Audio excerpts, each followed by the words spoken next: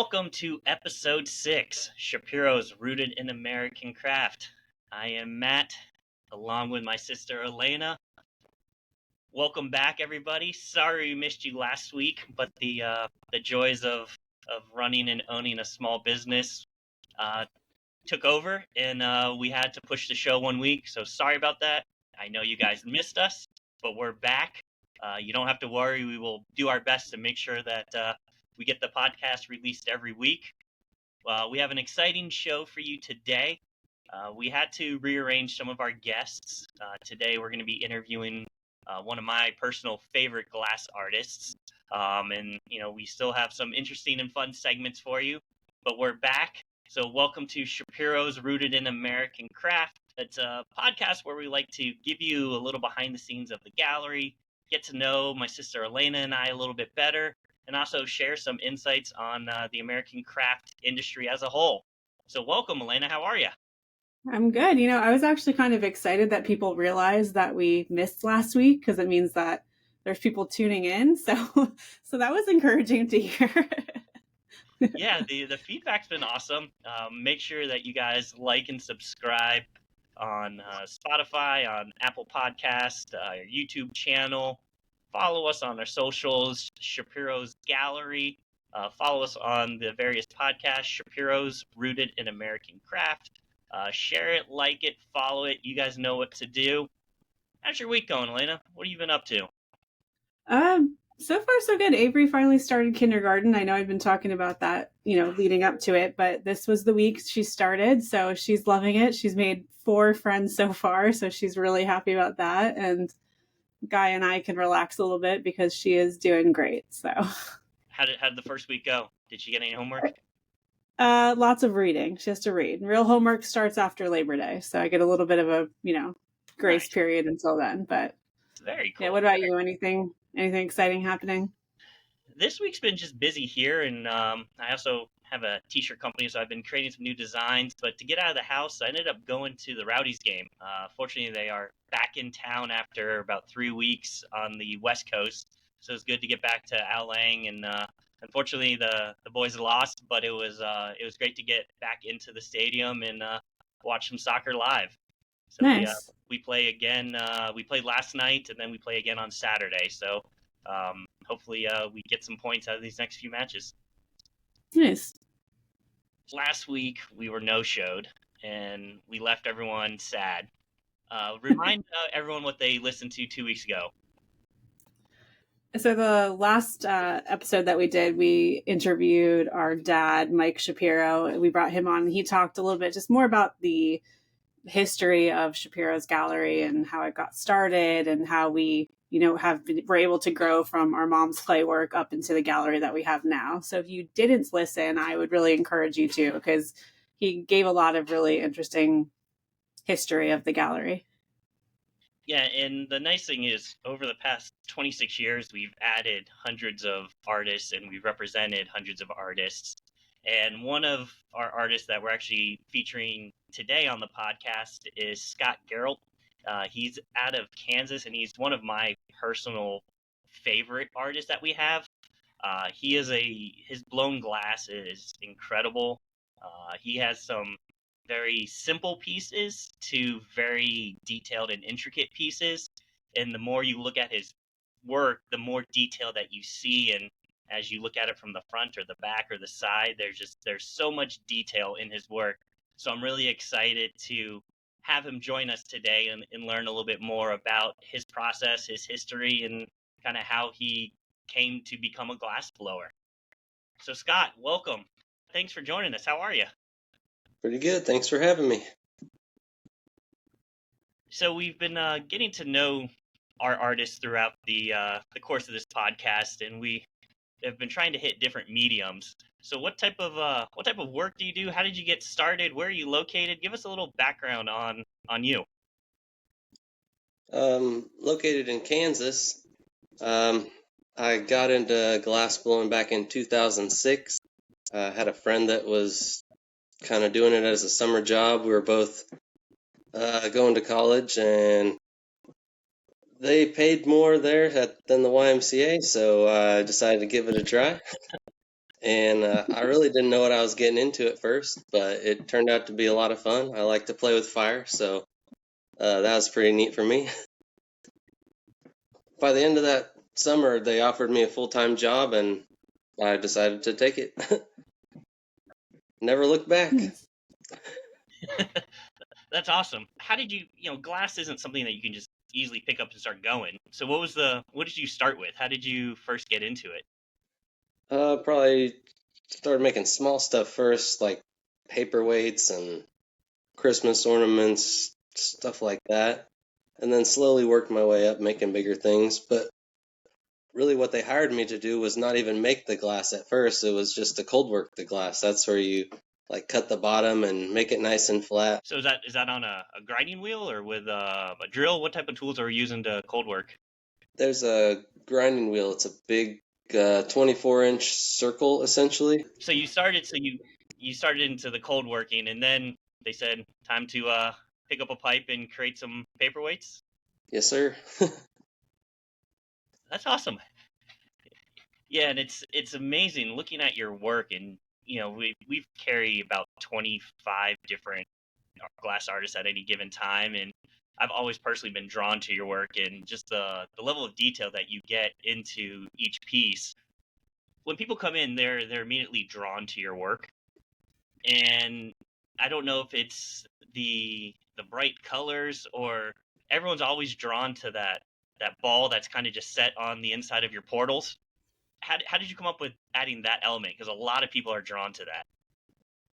Well, like you said, it's the shape is called a portal, and so it's kind of a double meaning. The open space inside of the oval is a portal, but like you look through that little clear marble and it's another portal. Whatever you see on the other side is distorted and flipped upside down, and I don't know why it's so cool, but it's definitely really neat. I agree. Yeah, people are drawn to that, and they're also drawn to the bubbles. How do you get your bubbles so perfectly in line with on each sculpture? So imagine like a bed of nails. I'll get the glass a little bit hot, so when I roll it across that bed of nails, every nail makes a little indentation. And then when I go to take the next gather of glass, every little indentation traps an air bubble. So it's kind of a trick. Okay, Some that's people cool. think I take a Yeah, it's and sponge it's and like put every little air bubble in there one at a time, but I don't. yeah. It's a Okay. little Well, trick. we could tell people you do. Yeah, and I think the cool thing with the air bubbles is as the piece stretches, the perfectly round bubbles become oblong, and I also think that just adds another element to your pieces. I saw that you create your own glass as well. How do you go about creating your glass and making your colors? So I do create all the clear glass that I use from scratch. It's mostly sand, soda ash, and lime. Those are the three main ingredients. Mix them up in a cement mixer and pour them into brown paper grocery bags, and about 25 pounds in each bag. I'll throw the whole thing in the furnace, and it melts and turns into glass. So the colors are made the same way. I make a lot of colors. I don't make every color. Some of them I do buy because is Okay. but when I'm mixing that sand and soda ash and stuff together, I would add something like cobalt to make cobalt blue glass. There's copper carbonate makes a light blue glass. Um, Manganese makes purple. Selenium makes red. Cadmium makes yellow. You mix those metallic oxides in with the sand before you actually melt it, and that's how you get different colored glasses. Oh, that's awesome. I had no idea how colored Yeah. glass. So you're as much a scientist as you are an artist. Yeah, I should have paid more attention in chemistry class. Um, Relearning it all. Um, so I have a Now, whole did you separate create your furnace color? for just colors. I have one furnace that has clear glass and one furnace that has colored glasses. Now, did you create your colors by trial and error, or did you know the formulas or rough formulas for the various colors? Um, there's a few formulas that I was given by other artists, but some of them I just came up with on my own, just through trial and error. That's awesome. Yeah, I'm looking at your pieces right now. Fortunately, where my office is, I can look right out into your work, and Nice. it's you start looking and you start seeing the depth of color. So each, like for one of the blue pieces, there's 3 or 4 different colors of blue in that. So that's 3 different or 4 different colors that you've created. Right. Interesting. And then So, how do you create a? Yeah, how do you make them so they don't blend into one shade of blue? are you talking about the blue and silver ones? Yeah, Yeah, probably the ocean water. that's 3 different blues.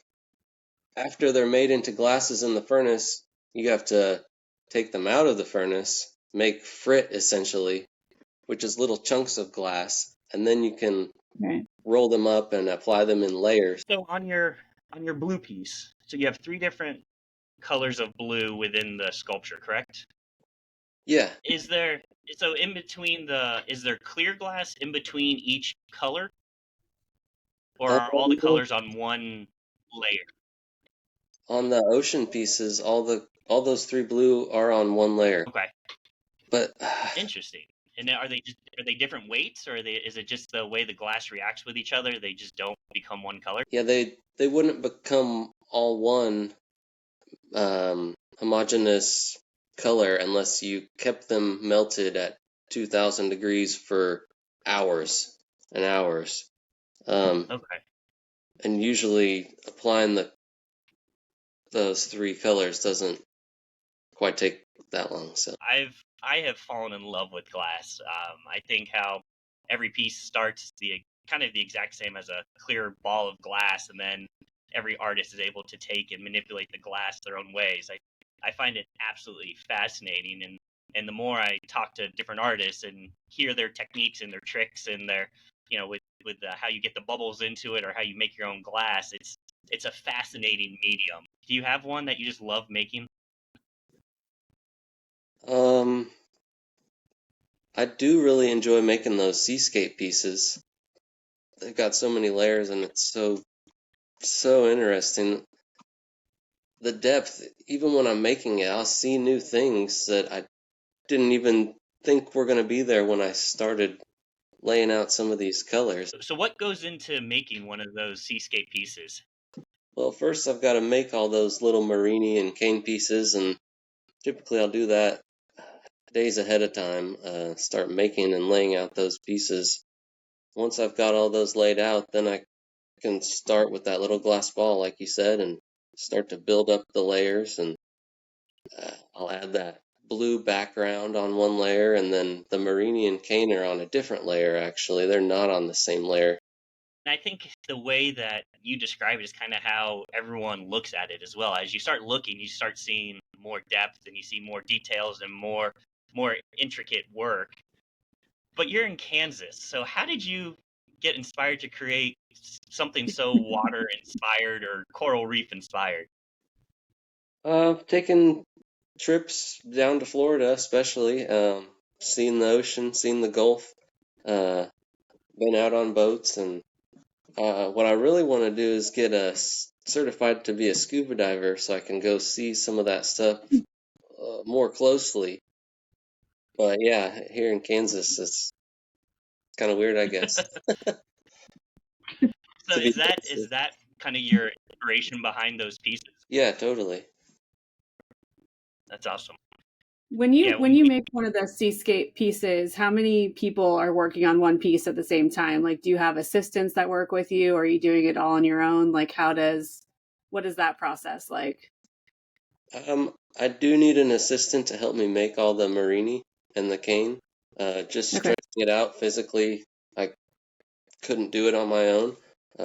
Some of the cane gets stretched out 20 feet long before it's cut up and then maybe rebundled and stretched out again. And so uh, that is definitely a 2-person job. But then once I've got all those color pieces made and cut up and everything, I can kind of do the rest of a lot of those sculptures just on my own. Okay. So from coming up with your ideas and creating your pieces, at what point in your glassblowing career did you decide that you wanted to open up your own studio and go out on your own? Well, I guess I've wanted to do it longer than I've been able to do it, honestly, just because of money. So eventually, once I had enough money, then I started building equipment here and have a studio in my backyard. It's a metal building. That's where I've built all the equipment, and so now my commute is much shorter because I kind of live out in the country, and it was a 30-some minute drive into town to go to the glass studio to work, but it's been a challenge, but very rewarding to have my own studio now. And it's got to be cool to see your work around. I was in Wichita a couple years ago, and I turned a corner outside like a center plaza parking garage area, and I saw one of your large glass pieces on display. It was a combination of aluminum and glass. What's it like that people want your work and cities want to showcase your designs? It's definitely pretty neat. Not something I imagined when I was growing up, but it, I'm honored. It's really cool. When you were younger, were you into art as a kid, or did you really just stumble into this as, a first job? In high school, I did a lot of pottery, and there are a lot of similarities, like the spinning and all that, the fire of glazing the pots and everything. There's some similarities. I actually remember telling my pottery teacher one time, "Hey, this is fun. Maybe I'll do this for a living." And he said, "Oh, you don't want to do that. You'll never make enough money. You should go do something else. You're smart." And so I listened to him, and I thought I was going to be an engineer. And I turned out not to really like all the math and whatnot I had to do there. So that's when I found glass blowing and was offered a full-time job. I just ran with it. Thank you, Scott, so much. That was awesome. It's amazing to hear how he got into becoming a glassblower, and it's amazing that all of our artists take different paths to becoming professional artists, and how he just started one day doing the cold work where he finished the bottoms and etched the names into the pieces, and fast forward so many years, he now has his own studio and is making his own incredible pieces. So you never know how the artist is going to become an artist or who's going to become an artist. So if you guys are interested at all in becoming artists, try. Find a local studio and start dabbling. You never know where it may lead. One of the kind of most interesting things or most important pieces that he mentioned was the American craft industry as a whole, and how there used to be a show in Philly. There's a new show in Baltimore that is going to try to replace our old buying show, and one of our artists is actually putting it on, and she is spearheading creating it and trying to fill that void of the show. Are you going to that show, Alena? Yeah, we're planning on attending. I believe it's the new name of the show is called Made Our Show. So if you are a wholesale artist that is looking for a show, we're really encouraging all of our artists that we carry to apply and to attend. So again, it's Made Our Show is what it's called. It's going to be, from what I understand, it's in February of 2025 is the first one in Baltimore. So definitely go check that show out. Yeah, and those shows are important for us. Yeah. As much as our customer likes interacting with us and learning about the pieces, we love interacting with our artists and getting to know how they created their pieces and a little bit about each piece. And without these shows and without the artists attending these shows, we can't share their story with you guys who are our customers.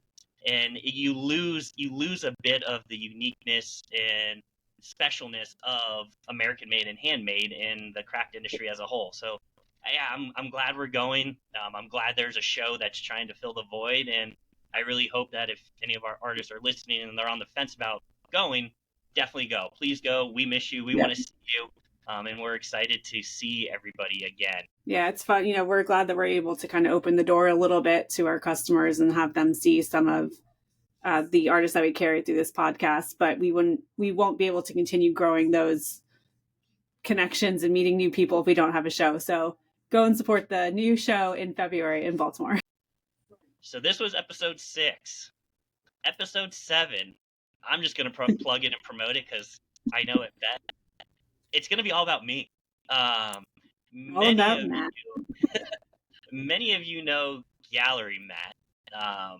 Very few of you know Matt before the gallery, during the gallery, outside of the gallery. So my hope and our hope is that we get to give you a little behind the scenes and a little better knowledge of me and my background. I'll tease it with, I worked with a football company, football team. I went to LA to help with some award ceremonies. I've been in helicopters. I've DJ'd. I've cooked. I've danced. I've done a little bit of everything. So it's, as much as Gallery Matt is fascinating, you'll get to truly know me and learn a little bit about who I am and why I've ended up where I am. Should be interesting. Yeah, and you never really know what's going to come out of my mouth. So definitely stay tuned next week. You'll get to learn a little bit more about me, and we'll try to have an interview, but we'll see how it goes. Alena, so you better have some good questions for me. I'm ready to share my story. But with anything else you want to share? No, I did want to apologize if you've heard screaming in the background of this episode. My daughter Zoe is in the hallway with my parents, and she is very much finding her voice and chatting a lot. So I'm sure you've heard her. So it's all part of the small family business. We're all here. So sorry about that. And actually, before we go, it appears that UPS is walking in with something. What are they bringing us? Any idea? Yeah, that's a good question. I have no idea what's coming today. I know we did just do a really big gallery rearrange, though. So if you live in the St. Pete area and you haven't been in recently, I definitely would encourage you to stop by. We completely changed about 50% of the gallery around, moved things that have been, where they are since we moved in into new places. And I think it looks really great. So I'm pretty excited about that. Yeah, and for the sake of my back, please come and check it out. The garden has moved, so that meant moving hundreds of pounds of sand that we use for displays. So Alena had one side of the sand and I had the other. So we got our workouts in. So definitely come check out the gallery, see how we rearranged it. Let us know your thoughts. And as always, thank you for listening. Thank you for subscribing. Thank you for sharing. Thank you for the feedback. Those who let me know that there was some toilet paper Kleenex on the desk. I listened to your comments and it is no longer on the desk. So thank you for that feedback. That just means you're watching and paying attention. So thank you. But Shapiro's Rooted in American Craft. Make sure you follow us on Apple Podcasts, YouTube. Where else are we? Spotify. You can follow us on Instagram at Shapiro's Gallery. You can find the podcast on our website, ShapiroGallery.com. Where else are we, Alena? What am I missing? We're somewhere else. I think you got it all. But right. I did, before we go, I wanted to send a special thank you to Diane from Craft for sharing the podcast on her newsletter. We appreciate you helping us spread the word about it. Thank you, Diane. And thank you to everyone who listens again. We're having a blast.